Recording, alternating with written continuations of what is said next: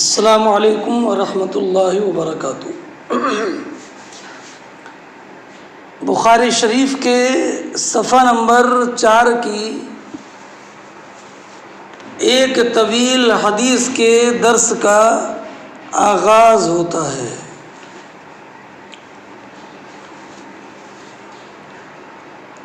اس حدیث میں نبی کریم صلی اللہ تعالی علیہ وسلم کے اوصاف جمیلہ کا ذکر ہے، حضرت ابو سفیان کی زبان سے،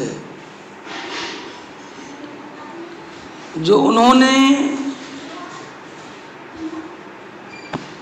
ہرقل بادشاہ کے دربار میں ہرقل بادشاہ کے سوالات کے جواب میں ذکر کیے تھے۔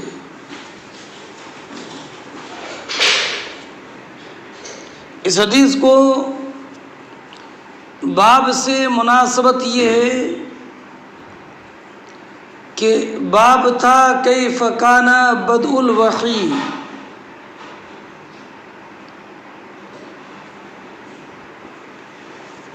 وحی کے آغاز کی کیفیت کا باب۔ تو اس حدیث میں جس ذات پر وحی نازل ہوئی اس ذات کے اوصاف کا بیان ہے۔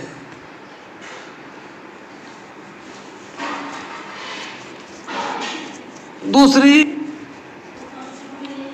مناسبت یہ ہے،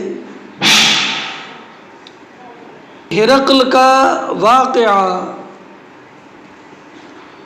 نبی کریم علیہ السلام کے اعلان نبوت سے چند سال کے بعد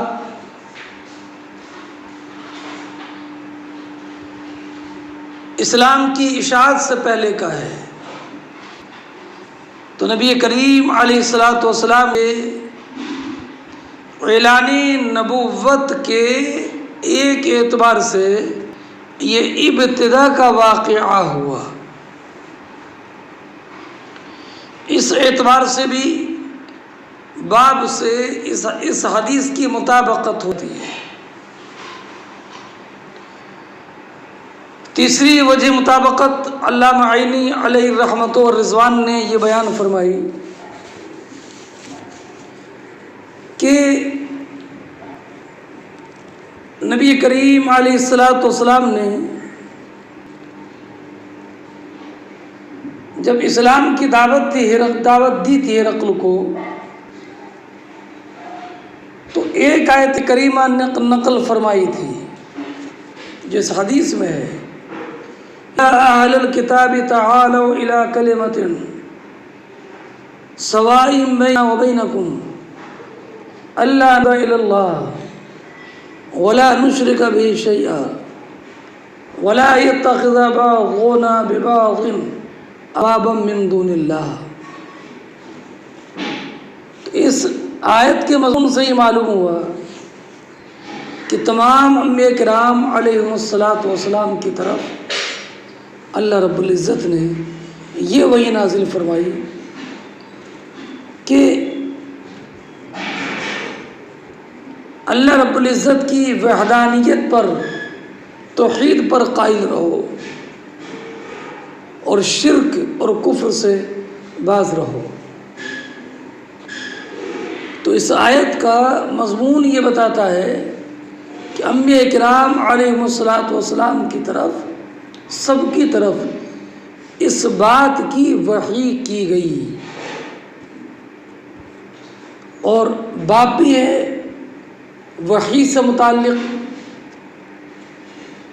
اس اعتبار سے امام بخاری رضی اللہ تعالیٰ عنہ نے اس لمبی حدیث کو یہاں پر ذکر فرمایا ہے۔ اب میں پہلے اس حدیث کے راویان حدیث کا تذکرہ کرتا ہوں۔ حدیث سے حدثنا ابو الیمان الحکم ابن نافع قال اخبرنا شعیب عن الزہری اس روایت کی سند میں 6 راوی ہیں. 3 راویوں کا ذکر پہلے گزر گیا ہے. ایک عبداللہ ابن عباس کا، عبید اللہ ابن عتبہ کا اور امام زہری کا. 3 راویوں کا ذکر باقی رہا. ایک ابو الیمان، دوسرے شعیب، تیسرے ابو سفیان ابن حرب. تو میں ان 3 راویوں سے متعلق کچھ احوال ذکر کر دوں. ابو الیمان، ان کا نام ہے حکم ابن نافع. ان سے روایت کرنے والے راویوں میں سے مشہور راوی ہیں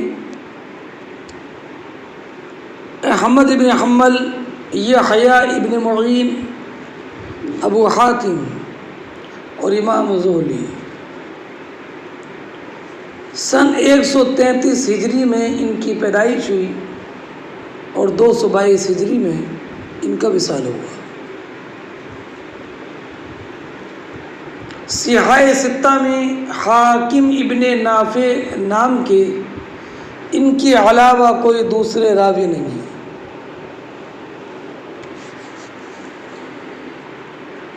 دوسرے راوی ہیں شعیب، یعنی شعیب ابن حمزہ. انہوں نے امام زہری وغیرہ تابعین سے احادیث کریمہ سنی ہیں. یہ طبع تابعین میں ہے. سن 63 ہجری میں ان کا وصال ہوا. چوتھے راوی ہیں ابو سفیان. ان کا نام ہے صخر ابن حرب ابن امیہ ابن عبد شمس ابن عبد مناف ابن قصی. عبد مناف پر جا کر ان کا سلسلہ نسب نبی کریم علیہ الصلوۃ سے مل جاتا ہے. مکہ مکرمہ کے افراد میں بڑے ذی اثر اور بہادر شخصیت کے حامل تھے. غزوہ احد میں کمان ان کے ہاتھ ہی میں تھی کافروں کی. غزوہ خندق میں بھی کافروں کے لشکر کی قیادت ابو سفیان کر رہے تھے.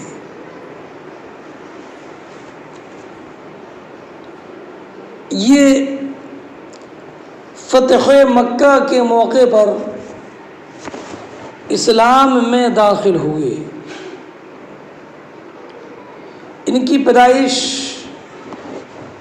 واقعہ فیل سے 10 سال پہلے ہوئی اور 88 سال کی عمر میں سن 31 ہجری میں ابو سفیان کا وصال ہوا مدینہ طیبہ میں. ان کی جنازے کی نماز حضرت عثمان ابن عفان نے پڑھائی. یہ حضرت امیر معاویہ کے والد ہیں. ان کی بہن صفیہ ہیں جو حضرت میمونہ بنت حارث ام المؤمنین کی پھوپھی ہیں. ان سے روایت کی ہے عبداللہ ابن عباس نے اور ان کے صاحبزادے حضرت معاویہ نے. سفیان ابن حرب نام کا صحابہ میں ان کے علاوہ کوئی دوسرا فرد نہیں ہے۔ فتح مکہ کے موقع پر نبی کریم علیہ الصلوۃ والسلام نے جب غزوہ حنین کا مال غنیمت تقسیم کیا تو حضرت ابو سفیان کو بھی تعریف قلب کے لیے مال سیر دیا۔ اس بعد یہ نبی کریم علیہ الصلوۃ والسلام کے ساتھ تمام معرکوں میں شریک رہے۔ ان کے صاحبزادے ہیں حضرت امیر معاویہ، اور امیر معاویہ کا ناخلف بیٹا یزید پلید ہے۔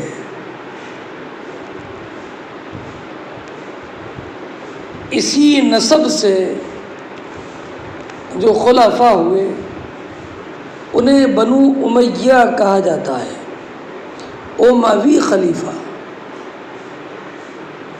اس لیے کہ ابو سفیان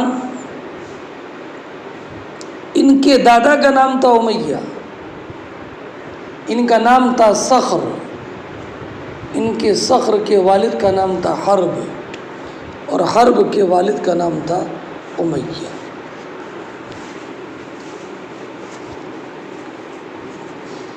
اچھا، لگے ہاتھوں میں ان چند اسماء کا اور ذکر کرتا ہوں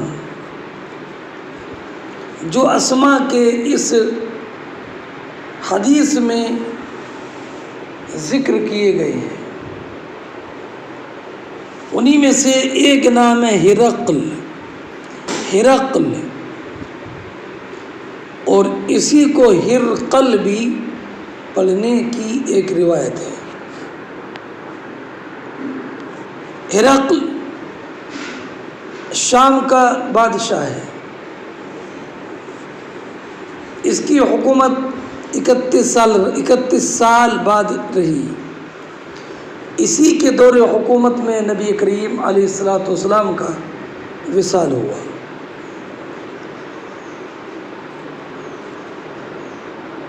نام ہرقل ہے، لقب قیصر ہے۔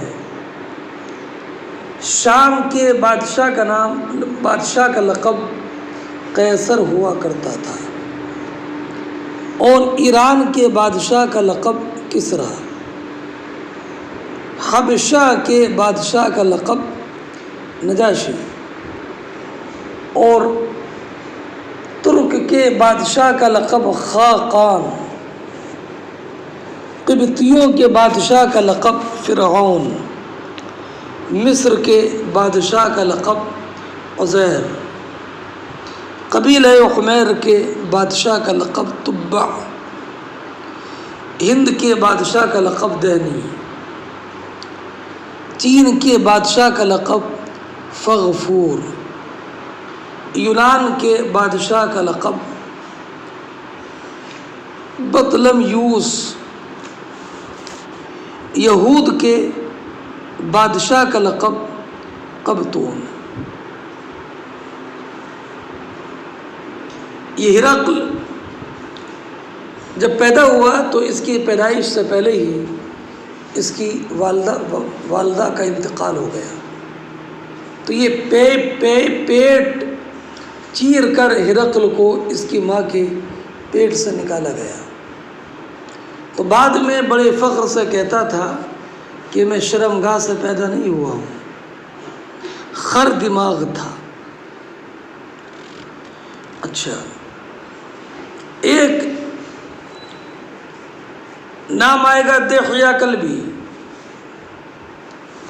یہ دحیہ کلبی اکابر صحابہ میں شمار ہوتے ہیں، قدیم الاسلام ہیں، اور بڑے حسین و جمیل تھے۔ مروی ہے کہ آج جب مصر میں پہنچے تو مصر کی عورتیں آپ کی زیارت کے لیے اپنے گھروں سے نکل پڑیں۔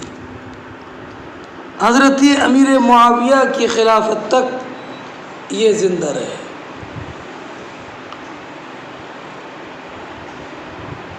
اچھا، اس حدیث میں کچھ جگہوں کے نام آئے ہیں، میں ان کچھ جگہوں کے نام بھی ذکر کرتا ہوں۔ ایک ہے شام، یہ سام ابن نوح کے نام پر اس کا نام رکھا گیا ہے شام۔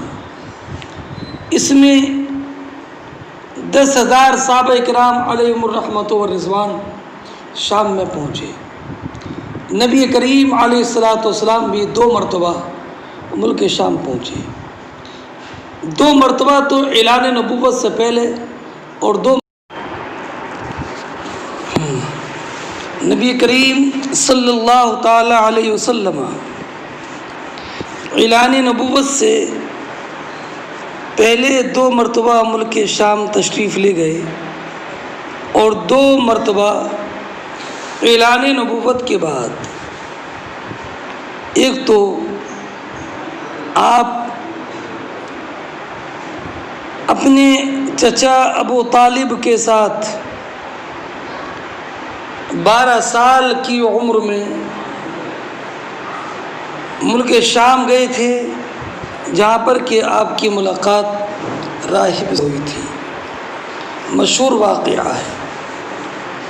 دوسری مرتبہ 25 سال کی عمر میں حضرت خدیجۃ الکبریٰ رضی اللہ تعالی عنہ کے مال تجارت کو لے کر گئے تھے، اور 2 مرتبہ اعلان نبوت کے بعد 1 مرتبہ شب اسراء میں بیت المقدس تشریف لے گئے، اور دوسری مرتبہ غزوہ تبوک کے موقع پر نبی کریم علیہ الصلاۃ والسلام تشریف لے گئے۔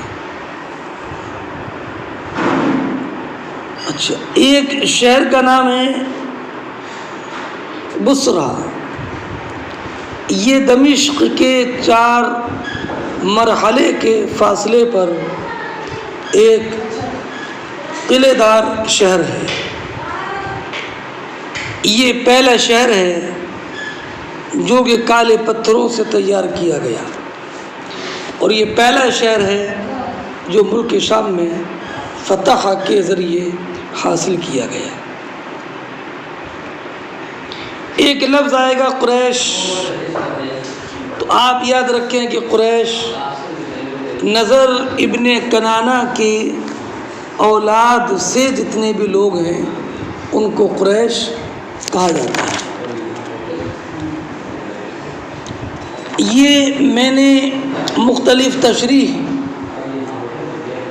اور توضیح کر دی ہے۔ اب آپ اس تشریح اور توضیح کو سننے کے بعد اب مختصر انداز میں پہلے اس حدیث کے ایک ٹکڑے کی تشریح کرتا ہوں۔ سن 6 ہجری میں صلح حدیبیہ کے بعد جب نبی کریم علیہ الصلاۃ والسلام نے حدیبیہ میں کفار قریش اور ابو سفیان سے مصالحت کی تھی، جو صلح حدیبیہ کے نام سے مشہور ہے، جس کو قرآن نے فتح مبین کہا ہے۔ اس صلح کے ذریعے جب کفار قریش سے اطمینان ہو گیا تو نبی کریم علیہ الصلاۃ والسلام نے اسلام کی تبلیغ کے خط مختلف بادشاہوں کے نام لکھے تھے۔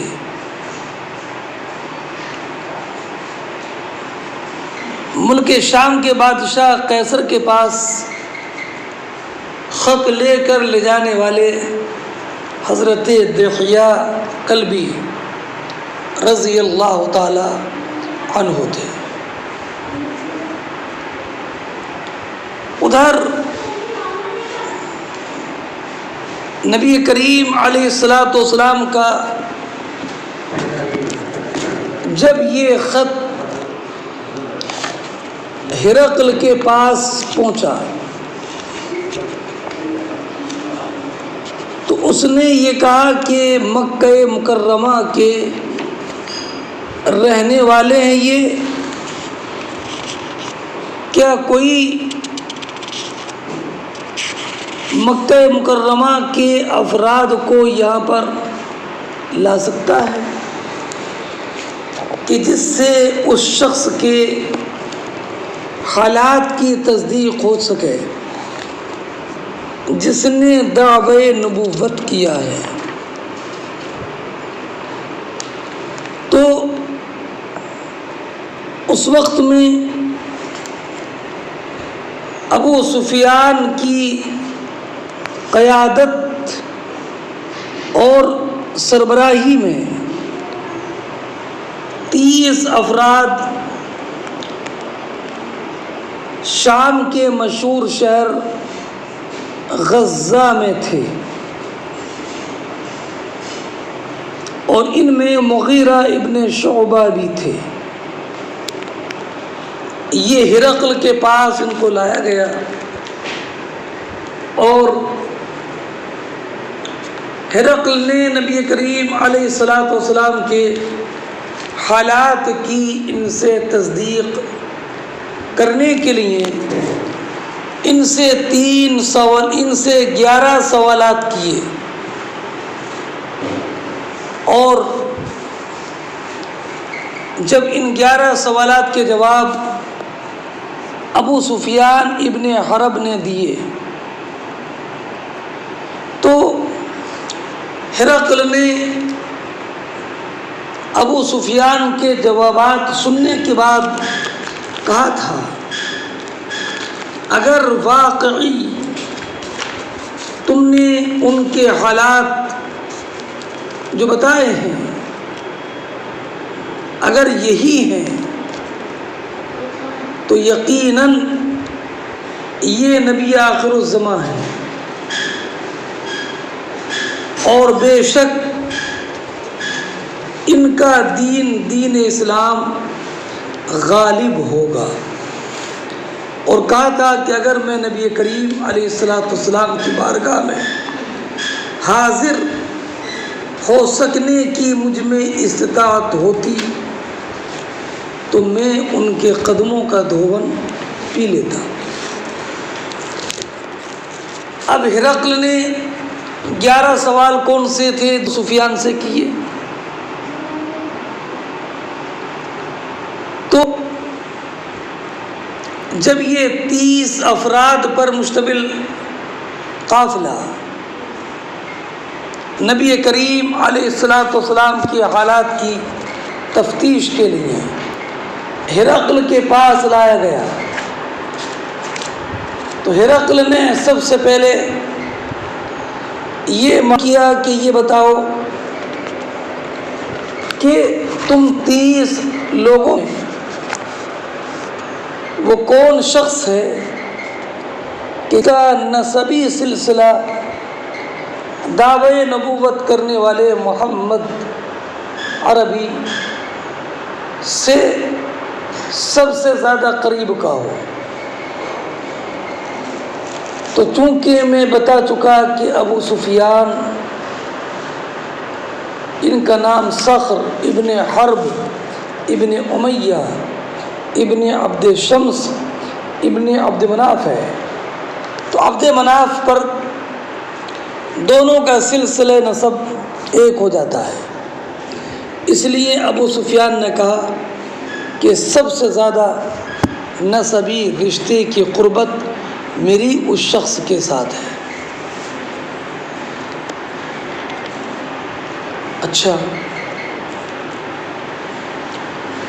تو ہرقل نے کہا کہ ان کو میرے قریب کر دو۔ کن کو؟ ابو سفیان کو۔ اپنے پاس بٹھانے کے بعد جو 29 افراد بچے ان کو ابو سفیان کے پیچھے کھڑا کر دیا، اور ہرقل نے اپنے ترجمان سے کہا کہ یہ جو 29 لوگ ہیں ان سے کہہ دو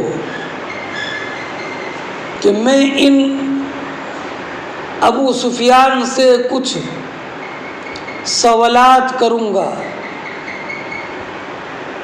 اگر یہ سوالات کے جواب صحیح دیں تو ٹھیک ہے، اور اگر سوالات کے جواب میں غلط بیانی سے کام لیں تو تم فوراً ٹوک دینا اور مجھے بتا دینا کہ انہوں نے آپ کے سوال کا غلط جواب دیا ہے۔ ابو سفیان کہتے ہیں کہ اگر میرے 29 ساتھیوں کو میرے پیچھے کھڑا کر کے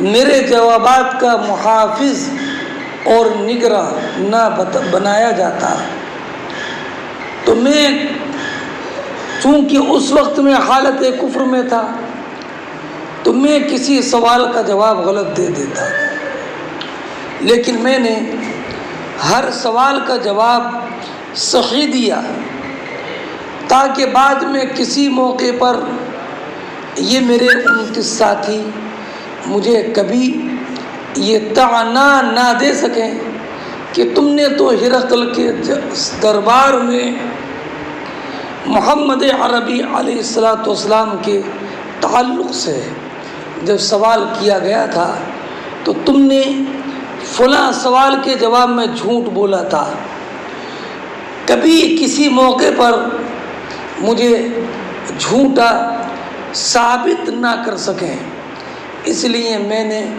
چاہتے ہوئے بھی کسی سوال کے جواب میں جھوٹ نہیں بولا، بلکہ ہر ایک سوال کا جواب صحیح دیا۔ اب انہوں نے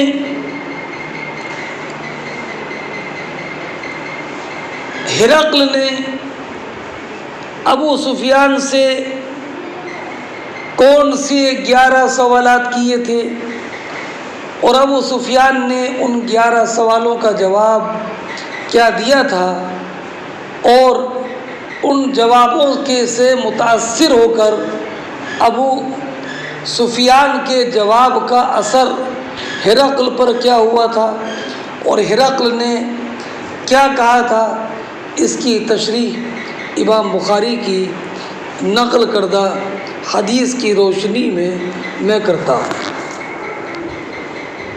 تو ابو سفیان نے پہلا سوال یہ کیا، کیف نسبہ فیکم، یہ بتاؤ کہ ان کا نسب تم اہل مکہ میں کیسا ہے، یعنی نسب کے اعتبار سے وہ کیا شریف شمار ہوتے ہیں کہ نسب عالی ہے، یا غیر شریف شمار ہوتے ہیں کہ ان کا نسب یوں ہی سا ہے، کوئی قابل فخر نہیں ہے۔ تو ابو سفیان نے جواب دیا، فینا ذو نسب، کہ دعوے نبوت کرنے والے محمد عربی کا نسب ہم میں عظیم نسب ہے، یعنی بلا شبہ وہ عالی نسب ہیں، ان کا نسب ذی شرف ہے، رذالت پر مشتمل نہیں ہے۔ الفضل ما شہد بہ العادہ، یہ پہلی گواہی تھی ابو سفیان ابن حرب کی کہ انہوں نے ہرقل کے دربار میں نبی کریم علیہ السلام کے نسب کے عالی ہونے کی گواہی دی۔ اس کے بعد ہرقل نے دوسرا سوال کیا کہ کیا جیسے انہوں نے دعوے نبوت کیا ہے، ان کے خاندان میں سے کوئی ایسا گزرا ہے کیا کہ جس نے دعوی نبوت کیا ہو، یعنی انہوں نے دعوی نبوت کیا تو کیا ان سے پہلے ان کے خاندان میں سے کسی اور نے بھی دعوی نبوت کیا تھا؟ تو ابو سفیان نے کہا کہ نہیں، ان کے خاندان میں کسی نے بھی آج تک دعوی نبوت نہیں کیا، پہلی مرتبہ انہوں نے ہی دعوی نبوت کیا ہے۔ اب دوسرے سوال کے بعد میں ابو سفیان نبی کریم علیہ الصلاۃ والسلام کے تعلق سے ہرقل نے تیسرا سوال کیا کہ کیا ان کے باپ دادا میں سے کوئی بادشاہ گزرا تھا؟ تو ابو سفیان نے جواب دیا کہ نہیں، ان کے آباء و اجداد میں سے کوئی بادشاہ بھی نہیں گزرا۔ سوال اور جواب سنتے رہنا۔ پھر چوتھا سوال کیا کہ لوگوں میں سے ان کی اتباع کرنے والے لوگوں میں معزز لوگ ہیں سماج اور معاشرے کے یا کمزور لوگ ہیں؟ تو ابو سفیان نے کہا کہ نہیں، ان کی اتباع کرنے والے کوئی معزز نہیں ہیں، بلکہ بہت نیچے اور غریب طبقے کے لوگ ہیں۔ پانچواں سوال ابو سفیان نے کیا کہ ان کی اتباع کرنے والوں کی تعداد گھٹ رہی ہے یا بڑھ رہی ہے؟ تو کہا کہ نہیں، بلکہ ان کے دین میں داخل ہونے والوں کی تعداد تو دن بدن بڑھ رہی ہے۔ چھٹا سوال کیا کہ کیا ان کے دین میں داخل ہونے کے بعد کوئی ان کے دین کو ناپسند کر کے مرتد ہو جاتا ہے، یا جو ان کے دین میں داخل ہو جائے وہ دین کا ہو کر ہی رہ جاتا ہے، پلٹ کر نہیں دیکھتا؟ تو انہوں نے کہا کہ ان کے دین میں داخل ہونے کے بعد تو کوئی بھی مرتد نہیں ہوتا۔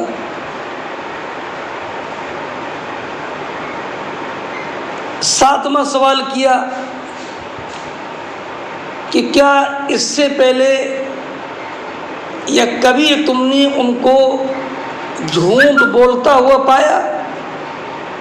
کیا تم نے کبھی ان پر جھوٹ کی تہمت لگائی؟ ان کی اعلان نبوت سے پہلے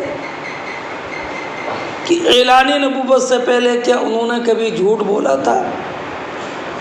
تو چونکہ نبی کریم علیہ الصلاۃ والسلام کا لقب تو صادق اور امین تھا، تو آپ نے ابو سفیان نے کہا کہ نہیں، ہم نے ان پر کبھی جھوٹ کی تہمت تو نہیں لگائی ہے۔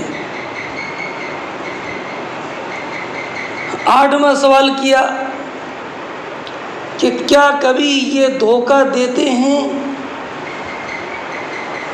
کہ کچھ کہا اور بعد میں دھوکہ دے دیا؟ تو انہوں نے کہا کہ نہیں، ایسا بھی نہیں ہے، انہوں نے کبھی دھوکہ نہیں دیا۔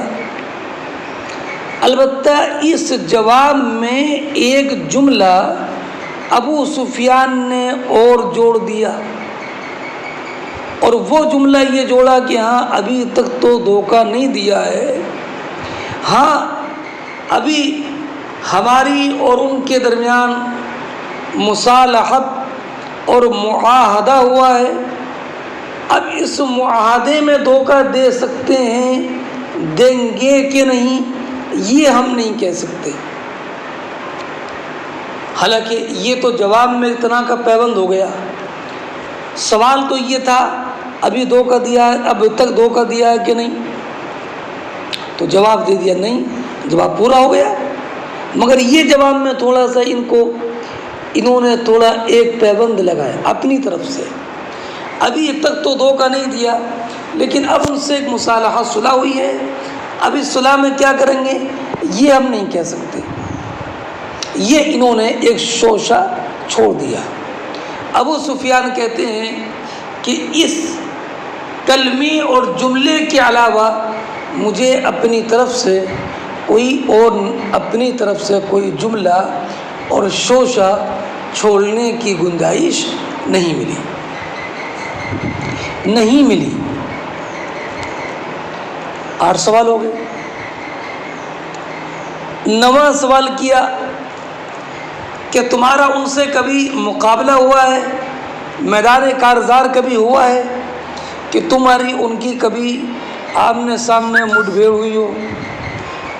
تو چونکہ مٹبھیڑ تو غزوہ بدر میں اور غزوہ احد میں ہو چکی تھی۔ غزوہ بدر میں مسلمان غالب آئے تھے اور غزوہ احد میں کافر بظاہر غالب آ گئے تھے، تو کہا کہ ہاں مٹبھیڑ تو ہو گئی ہے۔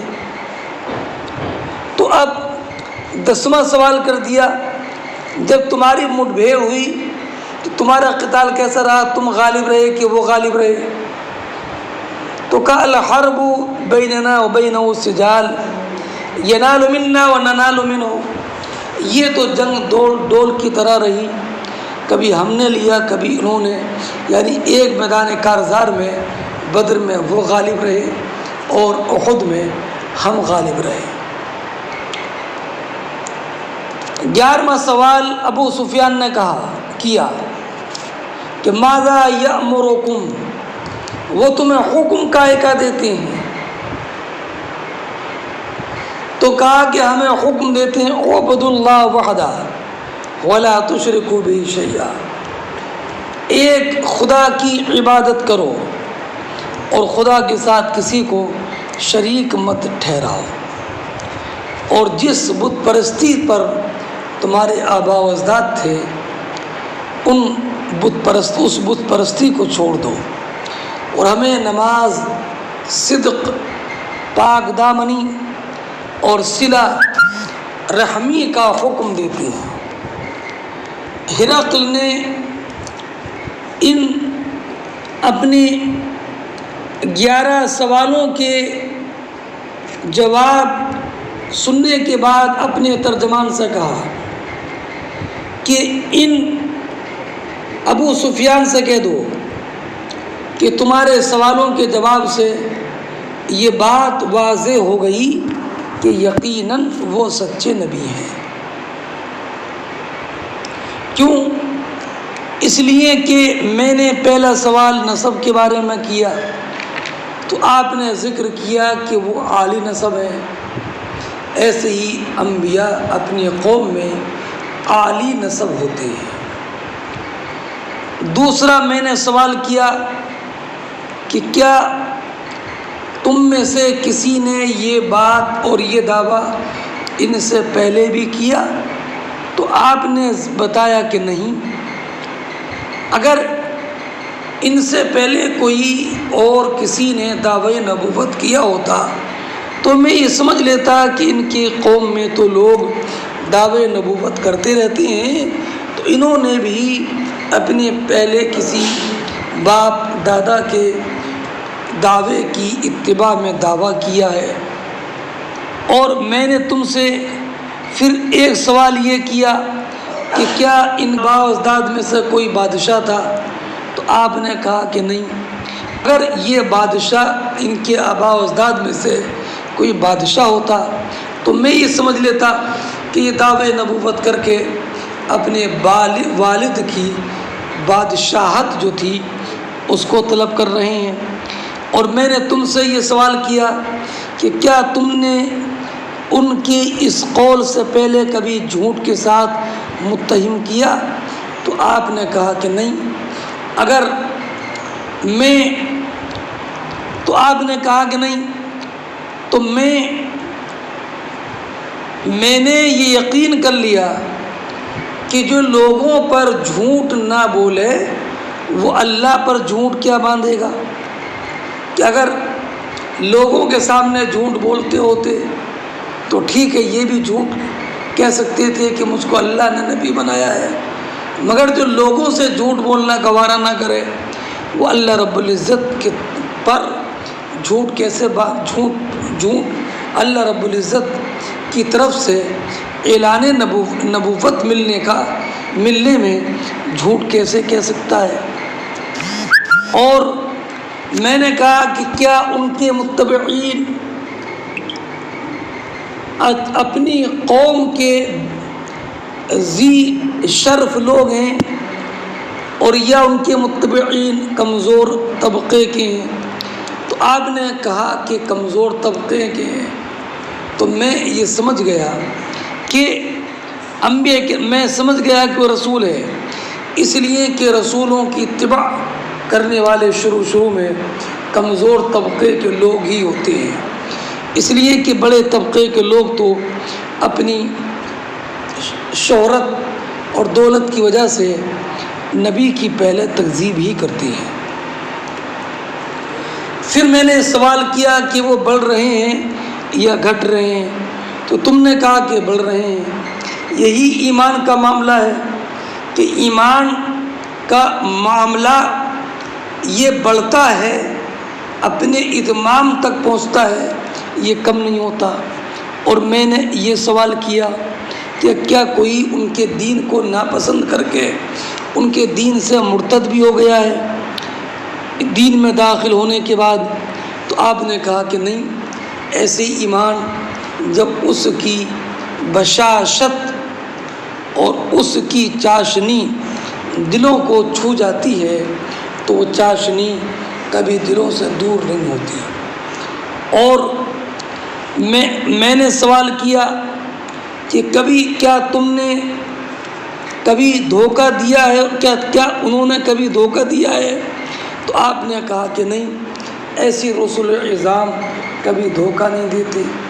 اور میں نے سوال کیا کہ پھر کہ وہ تم کو کیا حکم دیتے ہیں؟ تو تم نے یہ بتایا کہ وہ تم کو حکم دیتے ہیں کہ اللہ رب العزت کی پرستش کرو، اس کے ساتھ کسی کو شریک نہ کرو۔ وہ تم کو بتوں کی پوجا سے منع کرتی ہیں اور تم کو نماز اور سچائی اور پاک دامنی کا حکم دیتے ہیں۔ تو اب سنو، اگر وہ تمام باتیں جو تم نے بتائیں اگر وہ حق ہیں تو عن قریب وہ میرے اس دونوں قدموں کے نیچے کی سرزمین یعنی ملک شام کے بھی مالک ہوں گے۔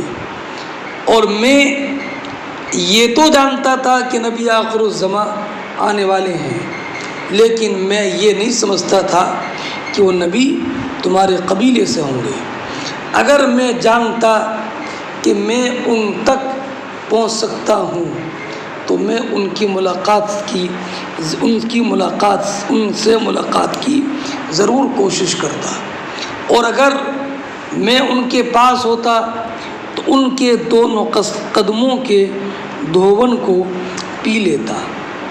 اب یہاں تک تو یہ اس کے سوالات کے جوابات سننے کے بعد اس کا جو تأثر تھا وہ بیان کیا۔ پھر اس کے بعد کیا ہوا اور اس واقعے کی تفصیل مزید آگے آتی ہے۔ اب میں چاہتا ہوں کہ میں یہیں تک کا پہلے آپ کو ترجمہ کرا دوں اور اس کے بعد میں پھر مزید جو باتیں ہوں، اور اس واقعے کا ابھی حدیث مکمل نہیں ہوئی ہے، اس واقعے کا جو اگلا حصہ ہے وہ میں آپ کو کل تفصیل کے ساتھ پڑھاؤں، اور جو میں نے آپ کے سامنے تشریح اجمالی طور پر کی ہے اس تعلق سے بھی میں کچھ باتیں عرض کروں۔ لیکن ابھی فی الحال یہی تک کا ترجمہ سنیے، اور اب باقاعدہ مطالعہ جو پڑھایا ہے اس کا ہی مطالعہ کیجیے گا، اور جو حدیث کا ٹکڑا آگے رہ گیا ہے اس کا بھی آپ مطالعہ کریں، یہ اہم واقعہ ہے، اس کو قاعدے سے ذہن نشین کر لینا نہایت ضروری ہے۔ اصل میں ابو سفیان اس وقت تک اسلام میں داخل نہیں ہوئے تھے، لیکن ان کے جوابات سے یہ بات روز روشن کی طرح عیاں ہو گئی کہ نبی کریم علیہ الصلاۃ والسلام کی شخصیت دشمنوں کے نزدیک بھی مسلم تھی، اور آپ کے نسب یا آپ کی شخصیت میں کوئی بھی عیب مخالف ہزار مخالفتوں کے باوجود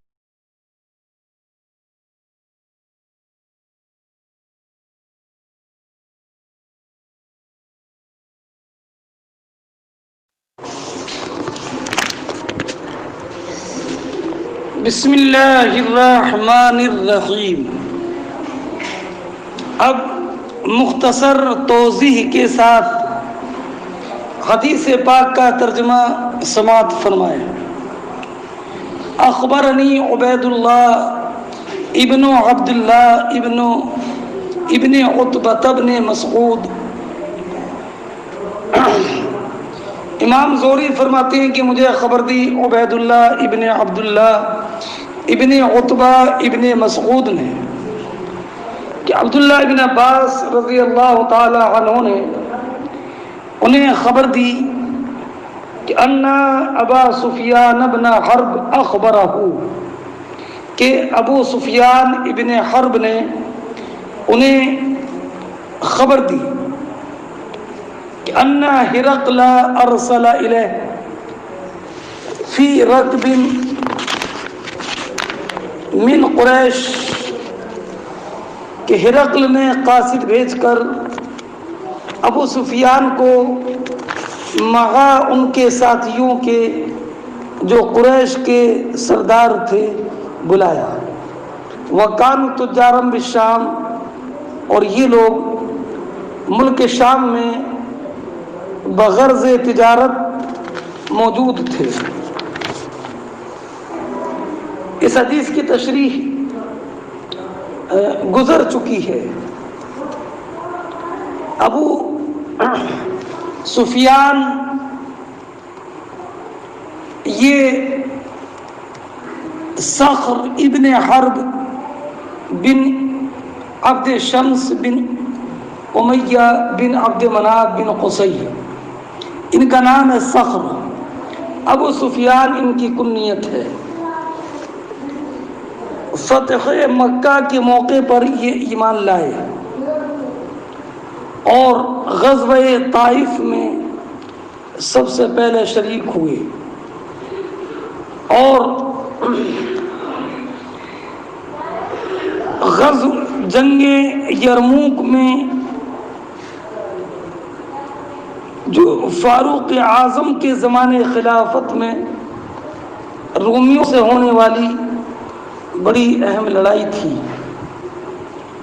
اس میں پتھر لگنے سے رائے خدا میں ان کی آنکھ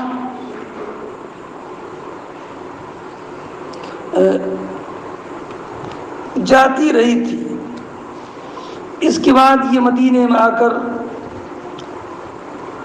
رہنے لگے۔ سن 34 ہجری میں 88 سال کی عمر پا کر یہیں پر وصال فرمایا۔ جنت البقیع میں مدفون ہوئے۔ عثمان ابن عفان نے ان کے جنازے کی نماز پڑھائی۔ یہ حضرت معاویہ اور ام المومنین حضرت ام حبیبہ کے والد گرامی ہیں۔ سمجھ گئے؟ ہاں۔ ہرقل کے تعلق سے میں نے آپ کو بتا دیا کہ ہرقل روم کے بادشاہ کا نام تھا جو نبی کریم کے زمانے میں تھا۔ قیصر اس کا لقب تھا۔ ایک ملک کے بادشاہوں کے الگ الگ لقب ہوتے تھے۔ ایران کے بادشاہ کا لقب قیصر، اور روم کے بادشاہ کا ایران کے بادشاہ کا لقب کسریٰ، روم کے بادشاہ کا لقب قیصر، حبشہ کا نجاشی، اور یمن کا تبع وغیرہ، مصر کا عزیز، ہے نا۔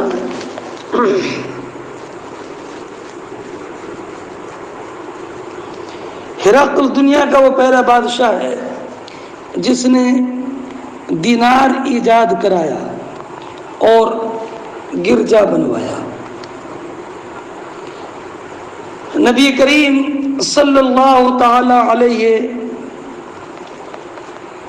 وسلم نے اس کے نام جو خط لکھا تھا، اس نے اس کی تعظیم کی اور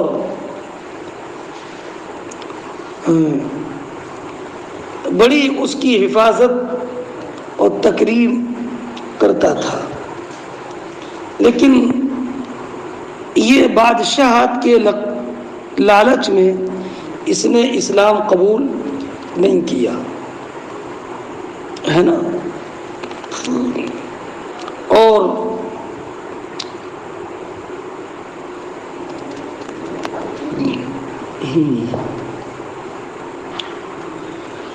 اچھا، نبی کریم صلی اللہ تعالی علیہ وسلم کو جب یہ اطلاع ملی کہ قیصر نے کوئی گستاخی نہیں کی ہے، اس نے خط کی تعظیم و تکریم کی، تو آپ نے فرمایا کہ اس نے اپنا ملک بچا لیا۔ قریش یہ نظر ابن کنانہ کا لقب ہے، اور نظر ابن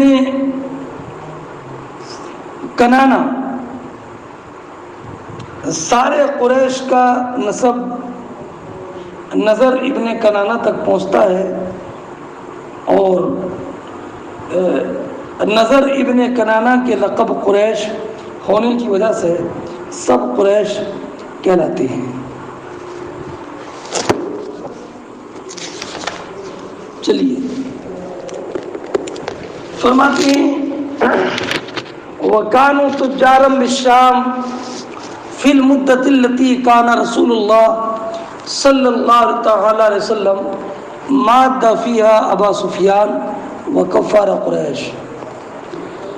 یہ سب بغرض تجارت ملک شام میں تھے اس مدت میں جس مدت میں نبی کریم علیہ الصلوۃ والسلام نے ابو سفیان اور کفار قریش سے صلح فرمائی تھی۔ صلح کون سی؟ صلح حدیبیہ۔ یہ صلح سن 6 ہجری میں ہوئی تھی۔ نبی کریم علیہ الصلوۃ والسلام نے یہ والا نامہ سن 6 ہجری کے آخر میں بھیجا تھا، اور اوائل محرم 7 میں ہرقل کو ملا تھا۔ فَأَتَوْهُ وَهُمْ إِلْيَاءَ، تو یہ لوگ ہرقل کے پاس پہنچے، اور ہرقل اپنی جماعت کے ساتھ ایلیا یعنی بیت المقدس میں تھا۔ ایلیا کبریا کے وزن پر۔ صلح حدیبیہ کے بعد نبی کریم علیہ الصلوۃ والسلام نے یہ خط کیوں لکھا؟ تو جب صلح حدیبیہ کی وجہ سے اہل مکہ کی طرف سے اطمینان ہو گیا، تو نبی کریم نے ارد گرد کے بادشاہوں کو، رئیسوں کو اسلام لانے کی دعوت بصورت مکتوب بھیجی۔ شاہ ایران کے پاس، شاہ روم ہرقل کے پاس، نجاشی شاہ حبشہ کے پاس، ہرقل کے پاس خط لانے والے دحیہ کلبی رضی اللہ تعالی عنہ تھے۔ یہ خط لے کر پہلے بصرہ کے حاکم حارث ابن شمر غسانی کے پاس گئے۔ اس نے عدی ابن حاتم کو ساتھ کر دیا اور دحیہ کلبی عدی ابن حاتم کے ساتھ ہرقل کے پاس بیت المقدس پہنچے اور خط دیا۔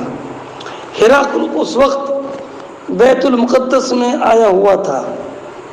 بیت المقدس میں آنے کی وجہ یہ تھی کہ ایران اور روم میں جو جنگ ہوئی تھی، ٹھیک اس دن جس دن بدر میں نبی کریم کو قریش پر فتح عظیم حاصل ہوئی، ہرقل کو ایرانیوں پر مکمل فتح حاصل ہوئی۔ ہرقل اسی کی خوشی میں شکرانہ ادا کرنے حمص اپنی دار سلطنت سے بیت المقدس تک پیدل آیا تھا۔ فدعاہم فی مجلسہ، تو ہرقل نے ان لوگوں کو اپنی مجلس میں بلایا۔ وحولہ عظماء الروم، اور اس کے آس پاس روم کے بڑے بڑے لوگ بیٹھے ہوئے تھے۔ ثم دعاہم، پھر انہیں یوسف بیٹھے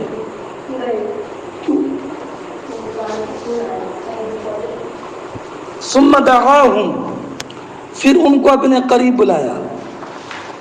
ثم دعا ترجمانہ، پھر اپنے ترجمان کو بلایا۔ ترجمان اور ترجمان اور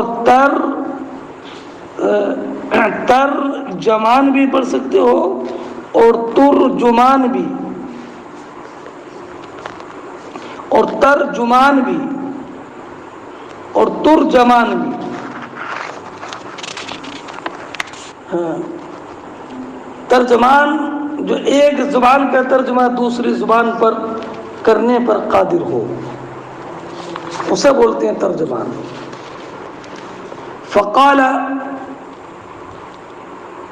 ایکم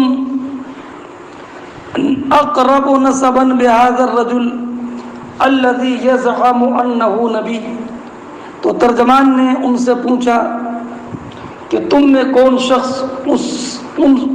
شخص ان سے نسب میں زیادہ قریب ہے جو اپنے آپ کو اللہ کا نبی گمان کرتے ہیں؟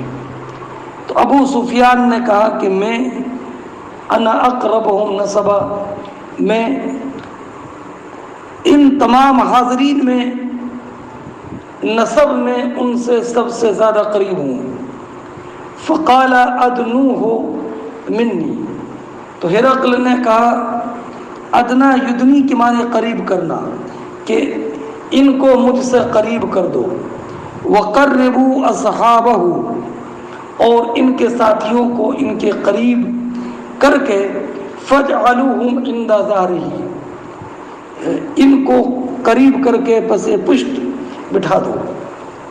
ثم قال لترجمانہ، پھر ہرقل نے اپنے ترجمان سے کہا، کیا کہا کہ ابو سفیان کے ساتھیوں سے ایک بات کہہ دو کہ میں ہرقل سے چند باتیں معلوم کروں گا، اگر یہ میں ہرقل سے نہیں، ہرقل نے کہا کہ میں ابو سفیان سے چند باتیں معلوم کروں گا، اگر یہ میرے سوالات کے جوابات میں کہیں بھی کذب بیانی سے کام لے تو تمہاری ذمہ داری یہ ہے کہ وہیں ان کے کذب کی نشاندہی کر دینا۔ اہل عرب کے نزدیک کذب عرف میں بہت مذموم اور قائد کی شان کے خلاف شمار کیا جاتا تھا، اور اگر کذب سے کبھی کوئی کام لیتا، کذب بیانی کرتا، تو یہ اس کے لیے بات باعث ننگ و عار ہوتی، اور جب ذرا سی بات ہوتی تو لوگ اس جھوٹ بولنے والے کو کبھی بھی یہ تانا دے دیتے کہ تم نے فلاں موقع پر جھوٹ بولا تھا۔ ابو سفیان کہتے ہیں کہ میرے ساتھیوں کو میرے بیان پر مقرر کر دیا کہ اگر میں جھوٹ بولوں تو تم اس کی نشاندہی کرنا۔ اگر میرے ساتھ والے نہ ہوتے اور مجھے یہ اندیشہ نہ ہوتا کہ اگر میں محمد عربی علیہ السلام کے تعلق سے کوئی کذب بیان کروں تو میرے ساتھی کہیں بھی میرے کذب کو نقل کر کے مجھے ننگ و عار دلائیں گے تو میں ضرور کذب بیانی سے کام لیتا، لیکن چونکہ میرے قریش کے ساتھی موجود تھے اس لیے محمد عربی علیہ السلام کے تعلق سے ہرقل نے اپنی ترجمان کے ذریعے جو بھی سوالات کیے میں نے ان کے صحیح جوابات دیے۔ صرف ایک سوال کے جواب میں مجھے کچھ اپنی طرف سے بات ملانے کا موقع ملا تو میں نے ایک سوال کے جواب میں کچھ اپنی طرف سے ملا دیا۔ کون سے سوال کے جواب میں ملایا اس کی توضیح ابھی ترجمے کے وقت میں کرتا ہوں۔ ثم قال لترجمانہ، پھر اپنے ترجمان سے کہا کہ ان سے کہو انی سائل عن هذا الرجل، کہ میں اس شخص یعنی ابو سفیان سے اس مدعی نبوت کے بارے میں سوال کرتا ہوں۔ فَإِنْ كَذَّبُونِي فَكَذِّبُوا، اگر یہ مجھ سے غلط بیانی کریں تو تم ان کی تکذیب کر دینا۔ ابو سفیان کہتے ہیں فَوَاللَّهِ لَوْلَا الْحَيَاءُ مِنْ أَنْ يَأْثِرُوا عَلَيَّ كَذِبًا لَكَذَبْتُ عَنْهُ، بخدا اگر مجھے اس بات کی شرم نہ ہوتی کہ ساتھی واپس آ کر میرے جھوٹ کو نقل کریں گے، لَكَذَبْتُ عَنْهُ، تو میں محمد عربی علیہ السلام کے بارے میں ضرور جھوٹ بول دیتا۔ فرماتے ہیں ثم كان اول ما سألني ان قال كيف نسبه فيكم، سب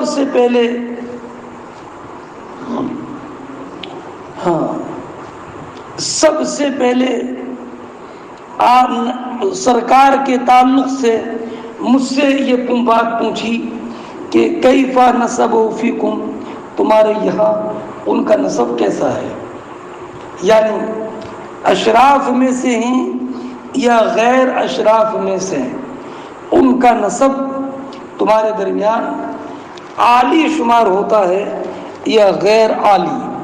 تو کہا، میں نے کہا ہوا فینا ذو نسبین، ذو نسبین پر تنوین برائے تعظیم ہے، وہ ہم میں عالی نسب ہے۔ تو پھر دوسرا سوال کیا، حل قال هذا القول منکم احد قط قبل، کیا یہ بات تم میں سے، کیا بات یعنی نبوت کے دعوے کی بات تم میں سے کسی نے ان سے پہلے کبھی کہی ہے، یعنی تمہارے نسب میں کوئی پہلے بھی ایسا شخص گزرا ہے جو مدعی نبوت ہو؟ قلت لا، میں نے کہا کہ نہیں۔ تیسرا سوال کیا، حل کان من آبائہ من ملک، کیا ان کے آباء و اجداد میں سے کوئی بادشاہ گزرا ہے؟ تیسرا سوال کیا، قلت لا۔ چوتھا سوال کیا، فاشراف الناس اتبعوه ام ضعفاؤهم، کہ ہرقل نے پوچھا کہ ان کی اتباع کرنے والے کیا سماج میں اعلیٰ طبقے کے لوگ ہیں یا نچلے طبقے کے؟ تو میں نے کہا کہ نہیں، بل ضعفاؤہم، ان کی اتباع کرنے والے تو نچلے طبقے کے، دبے کچلے ہوئے سماج کے لوگ ہیں۔ پانچواں سوال کیا ایزیدون ام ینقصون، نبی کریم علیہ الصلوۃ والسلام کے متبعین کی تعداد میں اضافہ ہو رہا ہے یا گھٹ رہے ہیں؟ تو میں نے کہا بل یزیدون، بلکہ وہ تو بڑھ رہے ہیں۔ چھٹا سوال کیا فہل یرتد احد منہم سخطۃ لدینہ بعد ان یدخل فیہ، کہ کوئی انسان محمد عربی کے دین میں داخل ہو کر اس کے دین سے ناراض ہو کر کیا کوئی دین سے پلٹتا ہے یا نہیں؟ تو میں نے کہا کہ نہیں، تتہمونہ بالکذب داخل ہونے کے بعد کوئی پلٹتا نہیں۔ یہ ساتواں سوال تھا کہ جس کے جواب میں ابو سفیان رضی اللہ تعالی عنہ نے کچھ اپنی طرف سے ملانے کی کوشش کی۔ ساتواں سوال کیا کہ کیا ان کے دعوے نبوت کرنے سے پہلے تم نے کبھی ان کو جھوٹ کے ساتھ تم کبھی ان کو متہم کرتے تھے؟ یعنی کیا تمہاری نظر میں انہوں نے کبھی جھوٹ بولا، اور کیا تم ان کو اپنے معاشرے اور سماج میں ان کو جھوٹ کے ساتھ کبھی متہم کرتے تھے؟ یہ سوال کیا، متہم کرتے تھے؟ تو میں نے کہا کہ نہیں، میں نے کہا کہ نہیں۔ اچھا، ساتویں سوال میں کچھ نہیں ملایا، آٹھویں سوال میں ملایا۔ قال فہل یغدر، کہ کیا انہوں نے کبھی عہد شکنی کی ہے، وعدہ خلافی کی ہے، کبھی وعدہ خلافی کی ہے کہ نہیں؟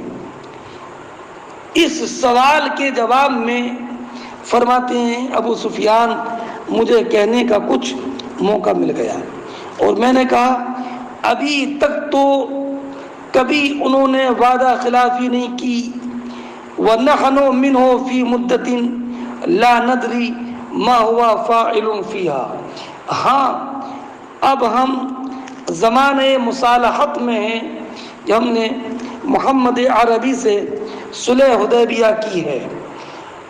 لا ندری ما ہوا فاعل فیہا، یہ خبر نہیں کہ اب وہ اس میں کیا کریں گے، اپنے معاہدے پر قائم رہیں گے یا نہیں۔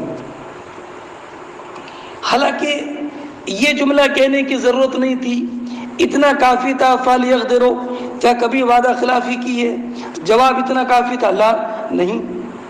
لیکن فرماتے ہیں کہ مجھے اس جواب میں یہ کلمہ ملانے کی ایک گنجائش مل گئی، وَنَحْنُ مِنْهُ فِي مُدَّةٍ لَا نَدْرِي مَا هُوَ فَاعِلٌ فِيهَا، اور ہم ان سے ایک مدت مصالحت میں ہیں، اس میں ہم نہیں جانتے کہ وہ اب کیا کریں گے۔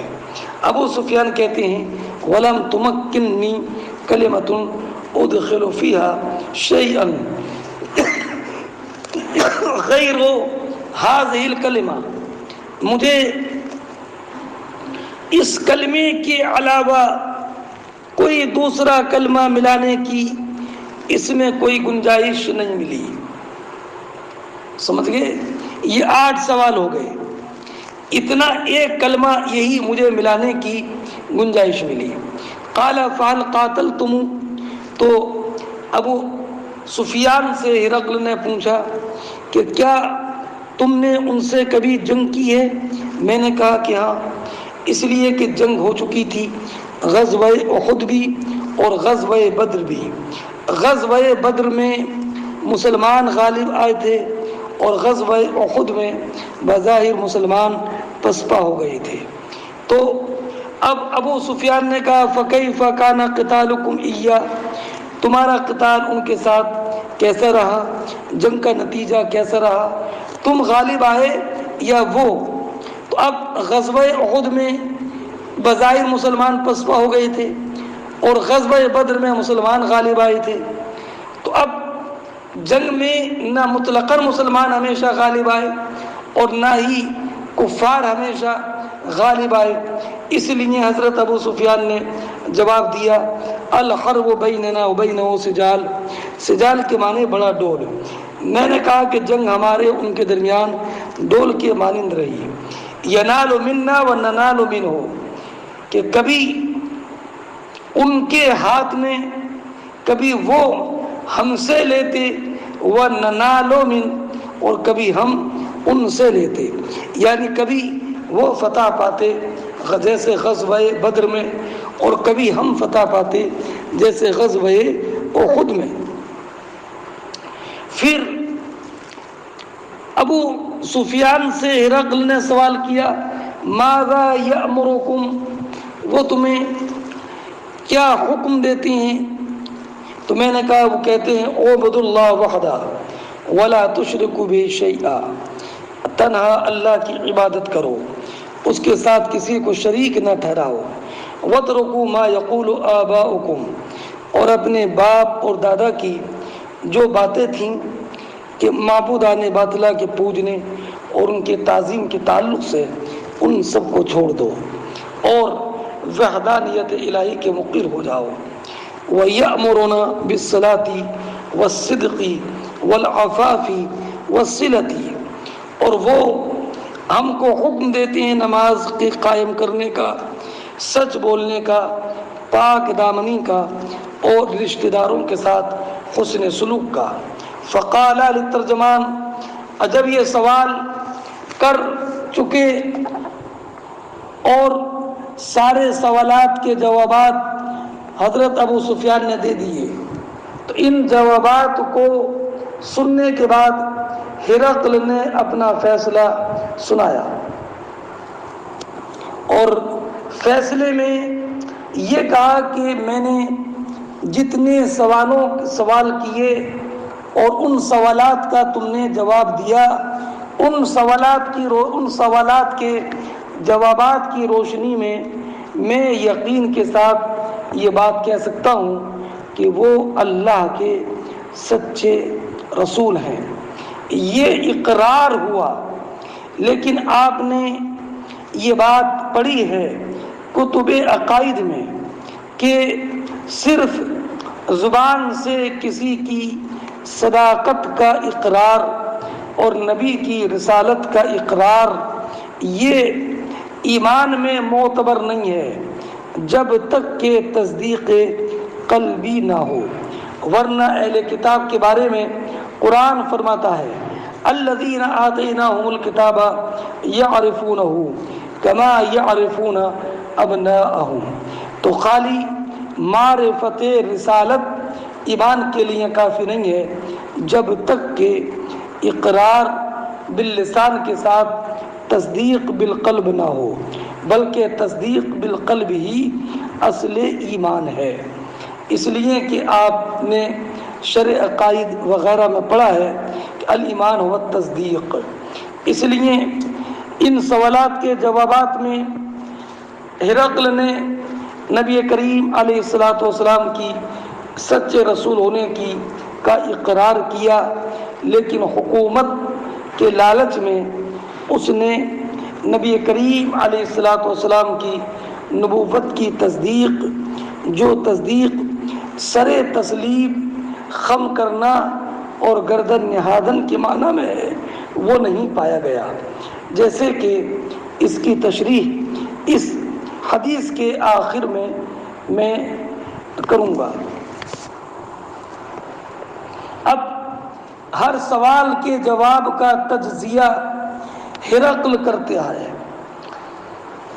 ہرقل نے ہر سوال کے جواب کا تجزیہ کیا اور نبی کریم علیہ الصلاۃ والسلام کی تصدیق کی، یعنی اقرار کیا۔ تو اب اس نے تجزیہ کرتے ہوئے کہا فقال للترجمان، اس نے اپنے ترجمان سے کہا قل لہ، ابو سفیان سے کہو کہ میں نے تم سے ان کے نسب کے بارے میں سوال کیا، فذکرت انہ فیکم ذو نسب، تو تم نے ان کے نسب کے بارے میں بتایا کہ وہ تم میں عالی نسب ہیں، وکذالک الرسول تبعث فی نسب قومہا، ایسی رسول اپنی قوم میں اعلیٰ نسب میں بھیجے جاتے ہیں۔ اور میں نے تم سے سوال کیا کہ کیا تم میں سے یہ قول کسی اور نے بھی کیا ہے دعوی نبوت کا، فذکرت لا، تو تم نے کہا کہ نہیں۔ تو میں نے کہا کہ لو کان احد قال هذا القول قبل، اگر کوئی یہ بات ان سے پہلے کہتا تو میں یہ سمجھتا کہ یہ آدمی اس قول کی اتباع کر رہا ہے کہ قیلا قبلہ، جو قول ان سے پہلے کہا گیا۔ وَسَأَلْتُكَ هَلْ كَانَ مِنْ آبَائِهِ مِنْ مَلَكٍ، اور میں نے تم سے دریافت کیا کہ کیا ان کے باپ دادا میں کوئی بادشاہ گزرا ہے؟ فذکرت لا، تو تم نے کہا کہ نہیں۔ تو میں نے کہا کہ لو کان من آبائہ من ملک، اگر ان کے آبا و اجداد میں سے کوئی بادشاہ ہوتا تو میں یہ کہتا کہ یہ شخص یطلب ملک کا بھی اپنے باپ کا ملک چاہتا ہے۔ وَسَأَلْتُكَ هَلْ كُنْتُمْ تَتَّهِمُونَهُ بِالْكِذْبِ قَبْلَ أَنْ يَقُولَ مَا قَالَ، اور میں نے تم سے معلوم کیا کہ یہ دعوے نبوت کرنے سے پہلے کہ تم نے کبھی ان کو جھوٹ سے متہم کیا؟ فذکرت لا، تو تم نے کہا کہ نہیں، کہ کبھی انہوں نے جھوٹ نہیں بولا۔ تو ہرقل نے کہا کہ اب میں پہچان گیا کہ جو انسان لوگوں کے معاملات میں کبھی جھوٹ نہ بولے اور ہمیشہ لوگوں کے ساتھ سچ بولے، تو جو لوگوں کے ساتھ ہمیشہ سچ بولے وہ اللہ رب العزت پر کیسے افطرا کر سکتا ہے کہ اللہ نے رسول نہ بنایا ہو اور کہہ دے کہ اللہ نے مجھے رسول بنایا۔ اس لیے کہ لوگوں سے جھوٹ بولنا اللہ رب العزت پر افطرا کے مقابل آسان ہے، اور تم کہتے ہو کہ انہوں نے کبھی لوگوں سے کسی معاملے میں جھوٹ نہیں بولا، تو میں سمجھ گیا کہ ایسا نہیں ہو سکتا کہ لوگوں سے جھوٹ نہ بولے اور اللہ رب العزت پر جھوٹ باندھے۔ فقط عارف ہو، تو میں پہچانتا ہوں کہ انہ لم یکن، کہ ایسا نہیں ہو سکتا کہ لیذر الکذب علی الناس، کہ جب یہ انسان کہ یہ لوگوں پر جھوٹ چھوڑے اور جھوٹ نہ باندھے، ویکذب علی اللہ، اور اللہ پر جھوٹ باندھے، تو میں جانتا ہوں کہ ایسا ہرگز نہیں ہو سکتا۔ جب انہوں نے لوگوں کے معاملات میں جھوٹ نہیں بولا تو میں جانتا ہوں کہ یہ واقعی اللہ رب العزت کی طرف سے جو اپنے رسول ہونے کا دعویٰ کرتے ہیں اس میں سچے ہیں، جھوٹے نہیں ہیں۔ وَسَأَلْتُكَ أَشْرَافُ النَّاسِ اتَّبَعُوهُ أَمْ ضُعَفَاؤُهُمْ، اور میں نے تم سے معلوم کیا کہ کیا عالی نسب اونچے طبقے کے لوگ ان کی اتباع کرتے ہیں، یا ام ضعفاؤہم، یا معاشرے کے کمزور۔ تو تم نے ذکر کیا کہ انا ضعفاؤہم اتبعوہ، کہ معاشرے کے کمزور لوگوں نے ان کی اتباع کی ہے۔ وہم اتباع الرسول، تو سنو رسولوں کی اتباع کرنے والے ہمیشہ شروع میں معاشرے کے دبے کچلے لوگ ہی ہوتے ہیں۔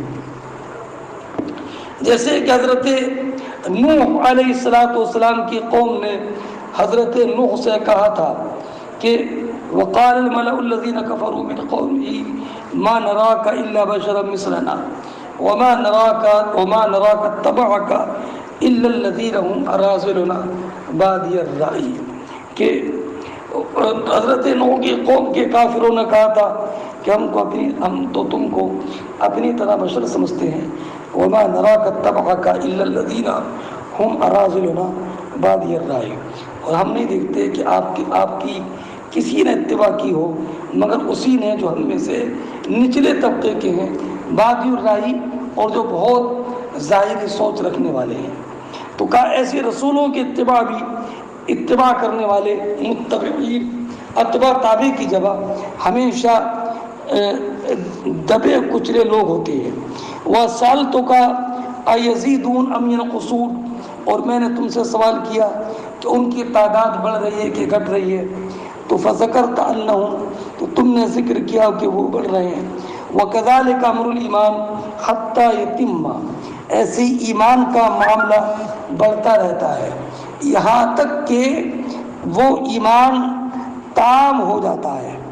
اور میں نے تم سے سوال کیا أَيَرْتَدُّ أَحَدٌ سُخْطَةً لِدِينِهِ بَعْدَ أَنْ يَدْخُلَ فِيهِ، کہ کیا ان کے دین میں داخل ہونے کے بعد کوئی ان کے دین سے ناراض ہو کر کوئی دین میں سے پلٹتا بھی ہے کہ نہیں؟ تو آپ نے کہا کہ نہیں۔ وَكَذَلِكَ الْإِيمَانُ حِينَ تُخَالِطُ بَشَاشَتُهُ الْقُلُوبَ، ایسے ہی حال ایمان کا ہے کہ جب اس کی بشاشت تازگی دل میں رچ بس جائے تو پھر وہ نکلتی نہیں ہے۔ اور میں نے تم سے سوال کیا کہ حل یغدروا، کہ کبھی وہ وعدہ خلافی کرتے ہیں؟ فذکرت لا وکذالک الرسل، تو آپ نے ذکر کیا کہ نہیں، وکذالک الرسل لا تغدروا، ایسی رسول وعدہ خلافی نہیں کرتے۔ وسألتک بما یأمرکم، اور میں نے تم سے پوچھا کہ وہ تمہیں کائے کا حکم دیتے ہیں؟ تو تم نے ذکر کیا کہ انہ یأمرکم ان تعبدوا اللہ، کہ تم کو حکم دیتے ہیں کہ تم اللہ کی عبادت کرو، ولا تشرکوا بہ شیئا، وینہاکم عن عبادۃ الاوثان، ویأمرکم بالصلاۃ والصدق والعفاف، اور ایسے ہی اور وہ تم کو حکم دیتے ہیں نماز کا اور سچائی کا اور پاک دامنی کا۔ اب ان سوالات کا تجزیہ کرنے کے بعد ہرقل نے کہا فَإِنْ كَانَ مَا تَقُولُ حَقًّا،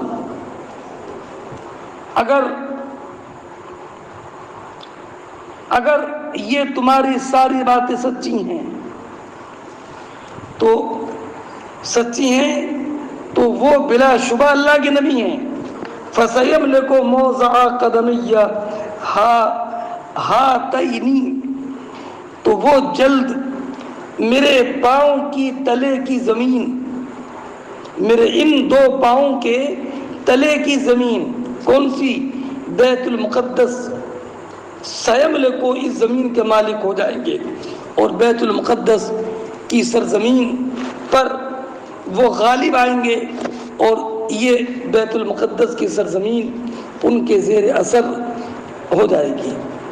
اور کہا وَقَدْ كُنْتُ عَالَمُ أَنَّهُ خَارِجٌ، اور مجھے یقین تھا کہ نبی آخر الزمان آنے والے ہیں، لیکن وَلَمْ أَكُنْ أَظُنُّ أَنَّهُ مِنْكُمْ، لیکن میرا خیال یہ نہیں تھا کہ وہ قریش میں سے ہوں گے۔ کیوں یہ خیال نہیں تھا؟